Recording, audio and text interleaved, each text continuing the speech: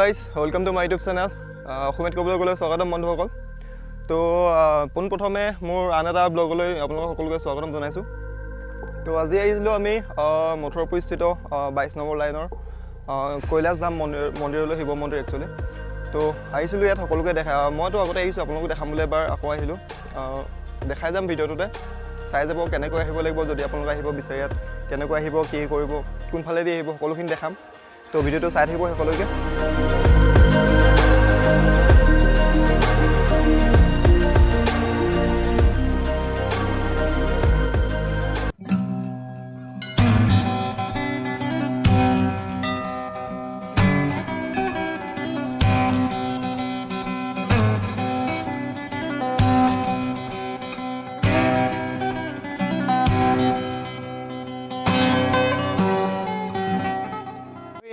কৈলাশ শিৱধাম মন্দিৰ। তো এখন হৈছে পিছফালে দেখিব পাইছে, এইটো হৈছে এণ্ট্ৰেঞ্চ গেট শিৱ মন্দিৰৰ ওপৰলৈ যাবৰ কাৰণে। শিৱ মন্দিৰটো একচুৱেলি অলপ ওপৰত আছে, পাহাৰৰ অলপ ওপৰত উঠিবলগীয়া হয়। আৰু লগতে যিহেতু এতিয়া শাওণৰ মাহ, সেইবাবে যি ভক্ত থাকে, ভক্তৰ সমাগম বহুত বেছিয়ে হয় শিৱ মন্দিৰত।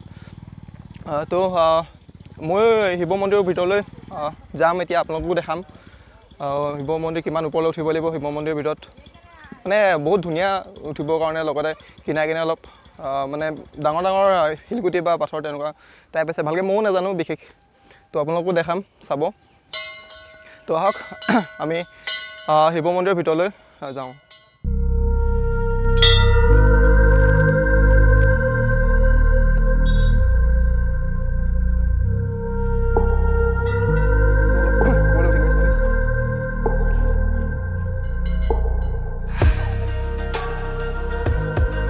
বৰ বেছি ওপৰলৈ উঠিব নালাগে, অলপ ওপৰলৈ উঠিব লাগিব।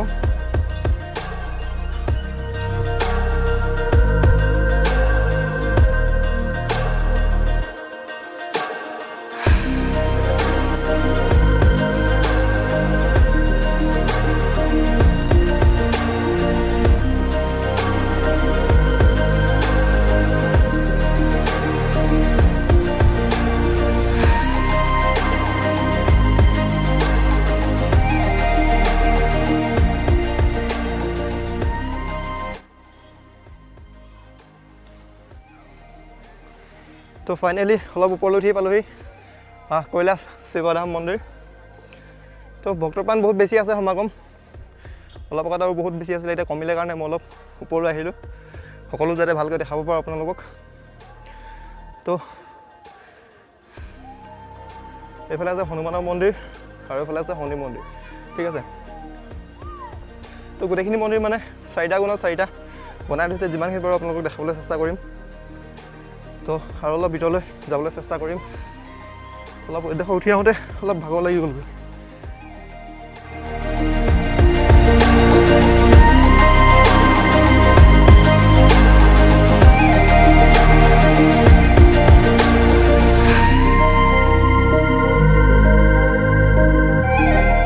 যদি আপুনি আহিব বিচাৰে, আপুনি আহিব লাগিব ফাৰ্ষ্ট চৰাইদেউ ডিষ্ট্ৰিক্টৰ মথুৰাপুৰলৈ। মথুৰাপুৰৰ পৰা আপোনাৰ যিটো ফেক্টৰী লাইন আছে, ফেক্টৰী লাইনৰ ফালে আহিব লাগিব। আহিলে আপুনি যিটো 24 নম্বৰ লাইন আছে, ঠিক আছে, 24 নম্বৰ লাইনৰ ফালেদি আহিব লাগিব। যদি আহিব নোৱাৰে তেতিয়া আপুনি ওচৰৰ কাৰোবাৰ স্থায়ী যি মানে বাসিন্দা থাকে, তেওঁলোকক সুধিলে গম পাব। তো এইফালে যিটো মানে একচুৱেলি যিটো ভিউ আছে, ভিউটো বহুত ধুনীয়া। মন্দিৰটো বহুত ধুনীয়াকৈ বনাই থৈছে পাহাৰৰ ওপৰত। তো যিমানখিনি পাৰি আছোঁ দেখাই আছোঁ আপোনালোকক সকলোকে। তো যিমান পাৰোঁ দেখাই যাম, আৰু যদি পাৰোঁ চেষ্টা কৰিম কথা পাতিবলৈ এজন ভক্তৰ সৈতে, ঠিক আছে। যদি পাৰোঁ কথা পাতিম, আপোনালোকক জনাম এই মন্দিৰৰ বিষয়ে। তেওঁলোক অলপ বেছি ভালকৈ জানিব, কেনেকৈ স্থাপিত হ'ল, কি হ'ল। মই যিমান পাৰোঁ চেষ্টা কৰিম তেওঁলোকৰ পৰা জানিবৰ কাৰণে। তো ভিডিঅ'টো চাই থাকিব।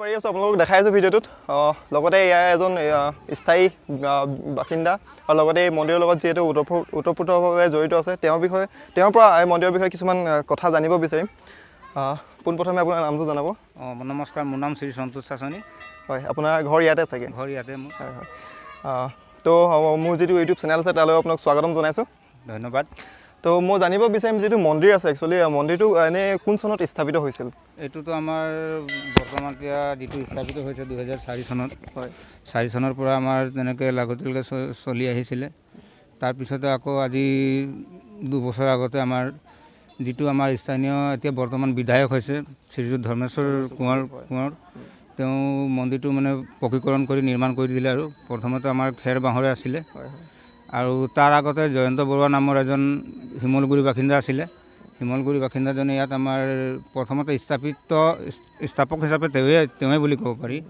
যিবোৰ গেট ছেট লিংগ সিংহ আছে এইবোৰ আৰু নাগ চাগ বাবাৰ থান চান এইখিনি তেওঁৰে দেন বুলি ক'ব পাৰি আৰু